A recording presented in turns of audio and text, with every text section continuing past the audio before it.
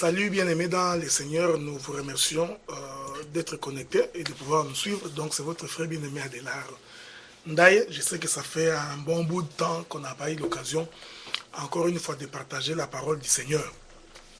Je reviens encore parce que il y a des frères du Sénégal et de la Côte d'Ivoire qui m'ont posé un certain nombre de questions. Je leur ai fait la promesse que je ferai un petit vidéo là-dessus pour répondre à la question de ce qu'on appelle aujourd'hui les églises de maison. C'est comme j'ai toujours dit, frère, hein, c'est comme j'ai toujours insisté.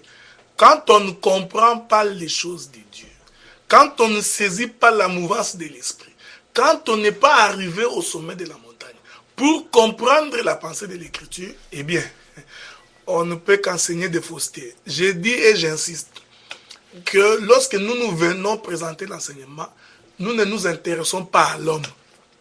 On ne s'intéresse pas à ce que l'homme dit. On ne s'intéresse pas à ce que l'homme fait dans sa vie. Ce que nous sommes en train de poursuivre ici, hein, c'est le faux enseignement. Nous voulons que le vrai enseignement puisse avaler le faux. Parce qu'il faut comprendre, frère, Matthieu chapitre 15, à partir du verset 5, l'Écriture dit, quand un aveugle conduit d'autres aveugles, tous vont tomber dans une fosse. Vous comprenez? C'est pourquoi il est important pour le peuple de Dieu d'avoir la connaissance. Et quand je dis la connaissance, je dis la véritable connaissance. Voilà pourquoi nous vous avons toujours demandé de vérifier l'écriture, de voir si ce qu'un homme est en train de dire, ce que les hommes sont en train de faire. Est-ce que cela est conforme à l'écriture? Parce qu'aujourd'hui, il y a tout un courant de gens qui sont en train de nous dire: oh non, vous voyez, à l'église primitive, à l'époque apostolique, c'était des églises de maison. C'est pourquoi beaucoup de gens ont fermé les églises, ils ont fermé des bars, hein, ils sont rentrés à la maison. Est-ce que quand vous lisez votre Bible, les gens sont-ils allés prier dans la maison de par leur propre volonté? Il faut bien lire l'écriture, frère. Il faut d'abord essayer de comprendre dans quelles circonstances les hommes qui ont prié Dieu, vous comprenez, se sont retrouvés en train de prier dans des maisons. C'est à quel moment est-ce qu'ils ont commencé à prier dans les maisons? Quelles sont les raisons qui les ont poussés à pouvoir entrer dans la maison? Écoutez-nous bien, frère. Parce que le prophète Salomon nous dit, c'est comme j'avais dit que Salomon est un prophète. J'insiste encore, j'ai dit que Samson aussi est un prophète. Mais on va revenir là-bas, le jour où Dieu nous permettra. Le prophète Salomon nous dit qu'il n'y a rien de nouveau sur la terre. Ce que vous voyez, il faut comprendre que ça a existé et ça existera encore. Donc, le fait que les gens sont allés prier dans des maisons à l'époque apostolique, il y a une explication prophétique, il y a une raison. Remarquez, frère, du temps où Jésus, après qu'il soit mort et qu'il soit ressuscité, l'écriture est claire, frère. Les apôtres continuent à aller prier dans les temples. Vous comprenez?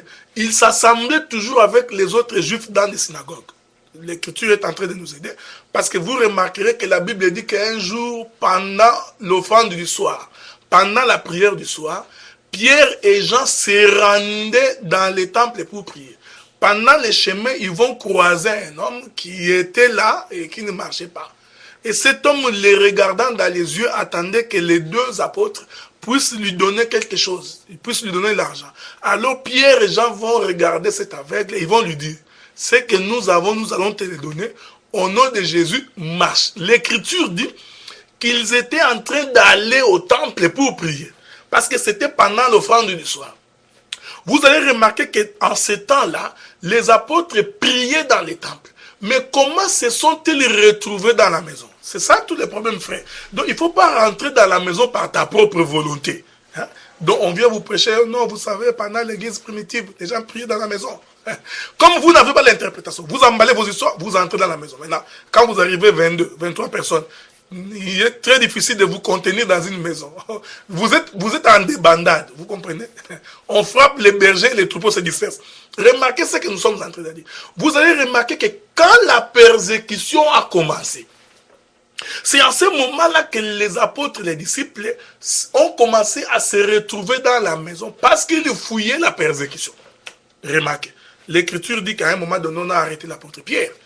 Et les apôtres et les disciples se sont retrouvés en train de prier. Vous comprenez? Ils priaient parce qu'ils craignaient les autorités. On va comprendre que la persécution arrive, non, le fait de rentrer dans la maison arrive quand il y a la persécution. Est-ce que vous comprenez ce que nous sommes en train de dire? Quand le peuple de Dieu est poursuivi par la persécution, c'est en ce moment-là que le peuple va se cacher dans la maison. Il va aller se réfugier dans la maison. Or, vous allez remarquer que cette chose-là va encore arriver du temps de règne de l'Antichrist. Il faut bien lire l'Écriture. N'entre pas dans la maison. Aujourd'hui, l'Église n'a pas besoin de prier dans la maison. Il va arriver un moment, après que l'Église soit enlevée, après que l'épouse soit enlevée, il va arriver un moment où l'Antichrist va s'installer, il va commencer à agir. Il va commencer à poursuivre les saints, hein, ceux qui ne vont pas participer à l'enlèvement. Parce que je vous avais dit au cours d'une de mes vidéos, il faut comprendre que ce n'est pas toute l'Église qui va être enlevée. C'est l'épouse qui va être enlevée. Mais il y aura une portion de l'Église qui va rester, qui va résister à l'Antichrist face à face. Vous comprenez? Là, nous sommes déjà dans le livre d'Apocalypse, chapitre 12, chapitre 13. Vous comprenez? Donc, quand la Bible dit que l'Antichrist fera la guerre aux saints, vous allez comprendre qu'à ce moment-là, il y aura une portion de l'Église qui sera restée, et puis il y aura une autre portion, hein, qui proviendrait d'Israël. L'Antichrist va combattre ces gens-là. On va prendre une nombre pour que vous puissiez comprendre. Remarquez. Quand l'Éternel Dieu envoie 2 anges pour faire sortir Lot de Sodome et Gomorrhe, ce geste-là est prophétique. En réalité, les 2 anges qui viennent faire sortir Lot de Sodome et Gomorrhe, c'est le prophète, le psaume et le témoignage. Est-ce que vous comprenez? Ah, c'est le prophète et le témoignage. Qui sont les 2 témoins qui vont aider Lot à pouvoir sortir de Sodome et Gomorrhe. Or, ce geste-là, c'est l'enlèvement. Voilà pourquoi Jésus dira, Matthieu 24, ce qui arriva du temps de Sodome et Gomorrhe arrivera aussi du temps des fils de l'homme. Qu'est-ce qui est arrivé du temps de Sodome et Gomorrhe? Le péché ayant atteint son comble, Lot devait sortir du monde. Il devait sortir de Sodome et Gomorrhe. C'est ce que Christ fera aussi avec nous. Avant qu'il ne revienne sur cette terre, la terre remplie de péchés, d'abominations. Il faudrait d'abord que nous puissions sortir. Vous comprenez? C'est pourquoi nous disons que Lot est l'ombre de cette épouse qui doit sortir de Sodome et Gomorrhe avant que Dieu ne puisse frapper Sodome et Gomorrhe. Remarquez, frère, je suis en train d'insister ici pour que vous compreniez. Pourquoi est-ce que vous ne pouvez pas aller prier dans la maison à cause de votre propre volonté?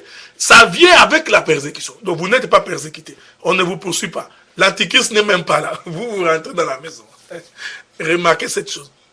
Or, tant que Lot est dans Sodome et Gomorrhe, Dieu ne peut pas frapper Sodome et Gomorrhe. Vous comprenez? C'est ce que l'Écriture nous dit. Tant que nous sommes ici, le Saint-Esprit avec nous, l'Antichrist ne peut pas encore agir. Dieu, pour frapper la terre, il faut préalablement que nous sortions. Dès que nous serons sortis, alors Dieu frappera la terre. C'est ce qu'il a fait avec Lot. Avant de frapper Sodome et Gomorrhe, l'Éternel Dieu fait d'abord sortir Lot. Dès que Lot est sorti, en ce moment-là, Dieu vient frapper. On va remarquer tout de suite que Lot va être l'ombre, vous comprenez, de l'église, de l'épouse qui doit sortir. Mais remarquez une chose, frère. Quand Lot est sorti avec ses 2 filles et sa femme. Vous allez remarquer que pendant qu'il sortait, la femme de Lot, bien que sortie de Sodome et Gomorrhe, va être transformée en un bloc de sel. Là, tu n'as pas d'interprétation. Vous comprenez? Elle est sortie. Effectivement, elle est sortie de Sodome et Gomorrhe. Mais elle n'est pas arrivée à la montagne. Parce que Dieu avait dit à Lot et à ses filles et à toute sa famille, courez vers la montagne. Parce que c'est là-bas où se trouve le refuge. On ne voudrait pas ici entrer dans les détails pour expliquer la montagne de l'Éternel.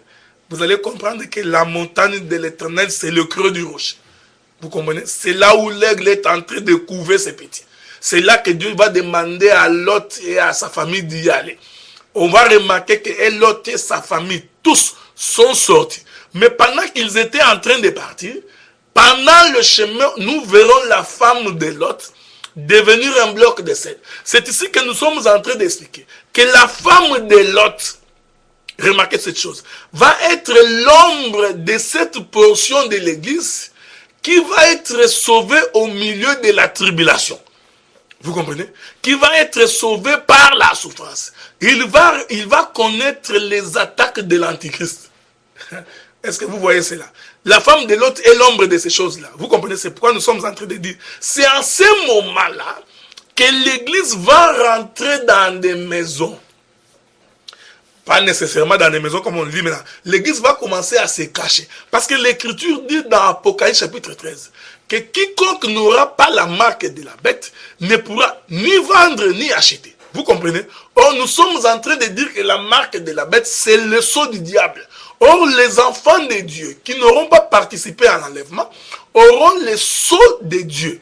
Ils vont résister au diable. Ainsi, le diable va les poursuivre pour chercher à les tuer. L'Écriture dit que c'est en ce moment-là que les gens vont commencer à se cacher et rentrer dans les maisons. Maintenant, vous vous réveillez comme ça un matin. C'est pourquoi j'ai dit aux frères qui sont au Sénégal, les frères qui sont en Côte d'Ivoire, vous qui m'aviez demandé de poser la question, je vous informe que vous n'entrez pas dans la maison à cause de votre propre volonté. Je ne crois pas que le président Abdoulaye Wade est en train de vous poursuivre. Vous comprenez? Donc, Gbagbo n'est pas derrière vous. Vous comprenez? Or, vous allez comprendre que ces choses-là vont arriver. Parce que nous avons dit que Salomon nous dit qu'il y a une répétition de ces choses. Ce qui est arrivé en ces temps-là va encore revenir. Donc, pour que ces choses arrivent, l'Église doit d'abord être enlevée. Ensuite, l'Antichrist va apparaître. Il va commencer à poursuivre les chrétiens. C'est à ce moment-là que nous allons revoir ce qu'on appelle aujourd'hui l'église, dit-on, de maison. Maintenant, vous fabriquez votre propre église de maison. C'est pourquoi nous disons que quand on ne comprend pas l'écriture, quand on ne saisit pas la révélation de l'écriture, c'est là où j'ai toujours dit que la parole de Dieu, ce n'est pas Tintin au Congo. Ce n'est pas Tournesol, ce n'est pas les livres de Bakanja. Vous comprenez? Donc, on ne répète pas les versets, on ne va pas lire des bouquins pour venir enseigner des choses qu'on n'a pas maîtrisées. C'est pourquoi nous disons, nous rappelons à tous les frères, pour qu'ils puissent comprendre que vous devez vous assembler là où vous vous assemblez pour prier le Seigneur.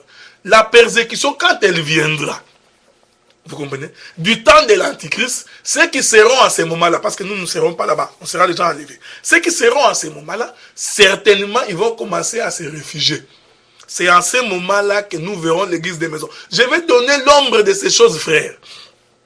La Bible dit que du temps du prophète Daniel, nous allons voir Nabuchodonosor, vous comprenez, qui est l'ombre aussi de l'Antichrist. Il va élever la statue, il va demander à tout le monde d'adorer la statue, de l'adorer. L'Écriture dit qu'en ce moment-là, Meshach, Shadrach et Abednego et Daniel, qui constituent aussi l'ombre de l'église, vous allez remarquer, et aussi vont prier en cachette. Est-ce que vous remarquez cela? Mais toutefois, Daniel sera dans la cour du roi, Meshach, Shadrach et Abednego passeront dans la fournaise ardente. Vous comprenez? Ils sont sauvés au moyen du feu, au moyen de la tribulation. Est-ce que vous voyez la femme de Lot? Je t'informe, Meshach, Shadrach et Abednego, l'ombre de la femme de Lot. Vous comprenez? Vous comprenez que ce sont des choses prophétiques. Ça s'est passé en ce temps-là. Donc Nabuchodonosor va ériger la statue, va demander à tout le monde de l'adorer. Ces choses-là vont arriver aussi du temps de l'Antichrist. C'est à ce moment-là que la prière va commencer à se passer dans les cachettes. Vous comprenez? En coulisses. C'est à ce moment-là que l'église va rentrer dans ce que vous appelez l'église de maison. Chose que je n'aime d'ailleurs pas. En fait, vous allez commencer à prier en cachette. Mais par le temps qui court, nous ne prions pas en cachette, frère. Donc ne vous faites pas votre propre religion. On va revenir bientôt. Parce que vous vous êtes fait votre propre religion. C'est comme Adam. Tu pêches, tu te fais ta propre religion. Tu vas te prendre des feuilles de figues. Tu te couvres toi-même sans demander l'avis de Dieu.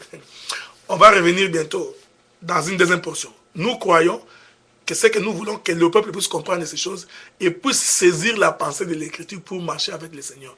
Que l'Éternel Dieu du ciel vous soit favorable et qu'il vous accorde sa faveur par Jésus notre Seigneur et notre Sauveur.